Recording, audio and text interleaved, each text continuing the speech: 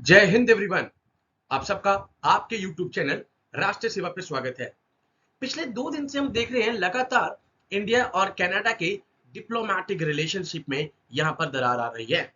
आपने देखा कि पहले कनाडा ने हमारे डिप्लोमेट को वहां से एक्सपेल किया, उसके तुरंत बाद टिट फॉर टैट इंडिया ने जवाब दिया एंड कुल 4 मिनट दिए यहां पर उनको, कुल 4 मिनट एमईए ऑफिस में वो जाते हैं 10:26 पर और 10:30 बजे वो बाहर आते हैं। वो वीडियोस आप सबने देखी होंगी सोशल मीडिया पे, जब वो जोर से यहाँ पर अपनी गाड़ी का दरवाजा मारते हैं। उसे साफ पता लग गया था कि ये भारत अब वो नहीं है कि कोई भी एक्शन नहीं लेगा और चुपचाप सुनता रहेगा। साथ के साथ जवाब दे दिया है। आप सबको पता है आज दोबारा सुबह वहां पर एक इंसिडेंट होता है। इससे पहले भी वहां पर कनाडा में एक इंसिडेंट हुआ था, जिसके लिए वहां पर कैनेडियन हेड ने यहां पर उनके पार्लियामेंट में ये कह दिया था कि Indian government agency is responsible for such killing. Directly नाम लेना, दैट मीन्स यहाँ पर बहुत बड़ा यहाँ पर स्टेप ले लिया है कनाडा ने। एंड उसका जवाब लगातार आप देख रहे हैं भारत देता जा रहा है। एंड इवन थोड़ी देर पहले प्रेस कॉन्फ्रेंस होती है, उसमें एमईए ने ये बात जरूर क्लियर कर दी है कि हमने ई वीजा और वीजा सर्विसेज को सस्पेंड कर दिया है टिल द फर्दर नोटिस कम, जब तक अगला नोटिस नहीं आ जाता। बट ये कह दिया है कि जिसके पास भी वैलिड ओसीआई कार्ड या फिर वीजा है वो कनाडा से यहां पर इंडिया आ सकता है। डन। टोटल 44 मिनट 22 सेकंड की यहां पर एक कॉन्फ्रेंस करी थी, प्रेस कॉन्फ्रेंस, जो कि एक वीकली कॉन्फ्रेंस थी। उसमें से 40 मिनट तो यहां पर एमईए स्पोक्स पर्सन ने कनाडा के ऊपर ही बोला है। एंड यहां पर उन्होंने एक बात बोली है कि हम वियना कन्वेंशन को यहां पर सीरियसली इंप्लीमेंट करते हैं। क्या है ये वियना कन्वेंशन, ये आज हम डिस्कस करेंगे।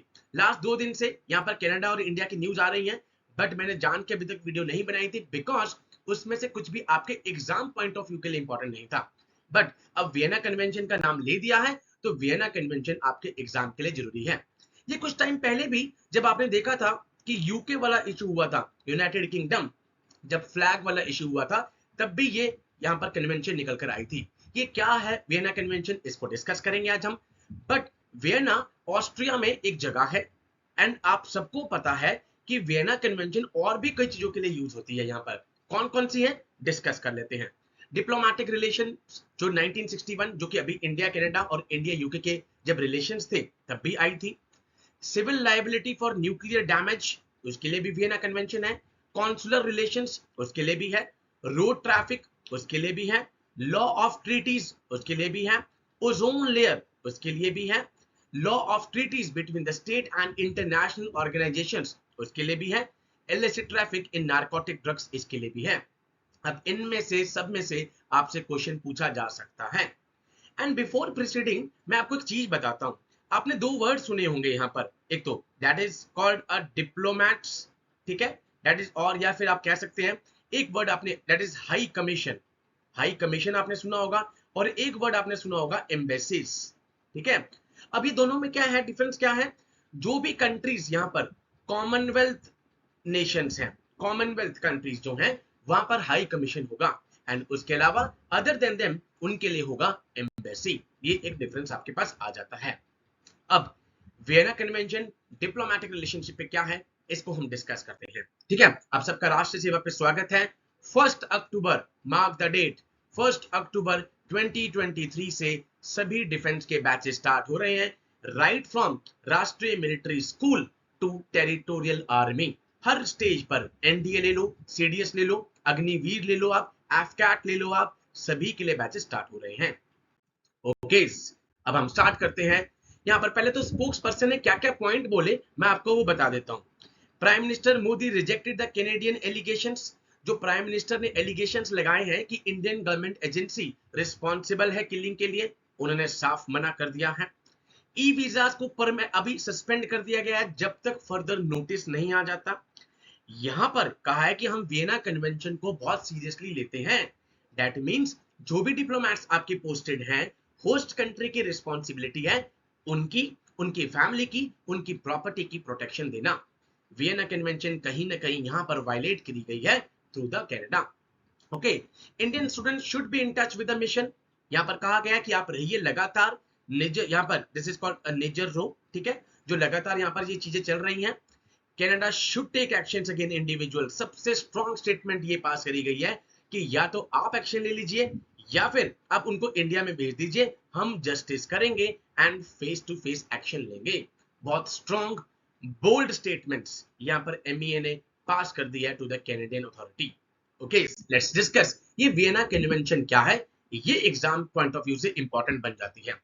नंबर 1, 14 अप्रैल 1961 को यहां पे अडॉप्ट की गई by the United Nations of conference on diplomatic intercourse and immunities held in Vienna, Austria.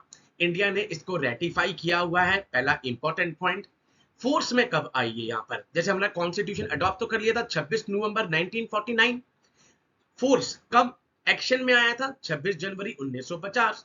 Same 24 अप्रैल 1964 को ये फोर्स में आता है। बट दो कंट्रीज एक्सेप्शंस हैं, दैट इज पालो and the south Sudan. Done. Okay, it set out special rules. ये special rules, privileges, immunities, ये सब कुछ सेट आउट करता है यहां पर, जो आपको यहां पर क्या करने हैं, फॉलो करने हैं रिगार्डिंग द डिप्लोमेटिक मिशंस। ये इसका बेसिक एम है। अब इसके कुछ आर्टिकल इंपॉर्टेंट है। आर्टिकल 22 कहता है कि जो होस्ट कंट्री है, होस्ट कंट्री जहां पर डिप्लोमेटिक मिशन हमारा लोकेटेड है, फॉर एग्जांपल अभी कनाडा में जैसे है, उनकी रिस्पॉन्सिबिलिटी बनती है रिसीविंग स्टेट की कि वो यहां पर प्रीमाइसिस की कोई अगेंस्ट इंट्रूजन ना हो, डैमेज ना हो, पीस खराब ना हो, डिस्टर्बेंस खराब ना हो, वहां की कोई भी डिग्निटी की इन्फ्रिंजमेंट ना हो। Even in response to the abuse of this emergency, the premises may not be entered without the consent of head of the mission. Head of the mission की consent के बिना वहां पर एंट्री नहीं हो सकती।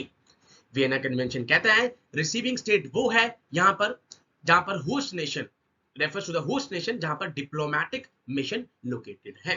Clear one?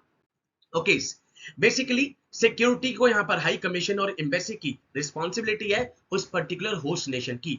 हाई कमीशन मैंने बताया कॉमनवेल्थ कंट्रीज के लिए, अदर देन कॉमनवेल्थ कंट्रीज हम यूज करते हैं एम्बेसीज। डन।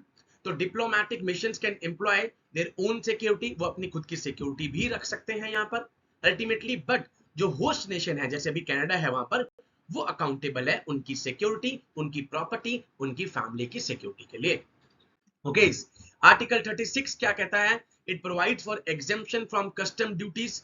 यहाँ पर जो भी डिप्लोमेटिक इंपोर्ट्स होंगे डिप्लोमेट्स पोस्टिंग के थ्रू आउट डिप्लोमेट पोस्टिंग, जब आप आईएफएस ऑफिसर बनेंगे, आप में से कुछ बच्चे यहाँ पर जो फौज के अलावा यहाँ पर बाद में यहाँ पर ब्यूरोक्रेसी में जाना चाहेंगे, तब आईएफएस ऑफिसर जो बनते हैं, क्वाइट ऑब्वियस है उनको एग्जेम्पशन है।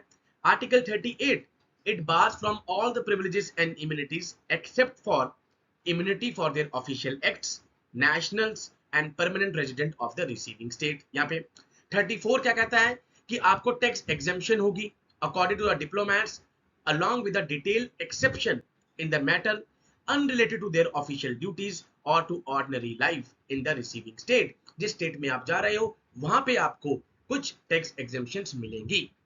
डन। तो ये कुछ चीजें आपको हैं, ये जो डिप्लोमेट्स को दे रखी होती है, एग्जेम्प्टेड होते हैं।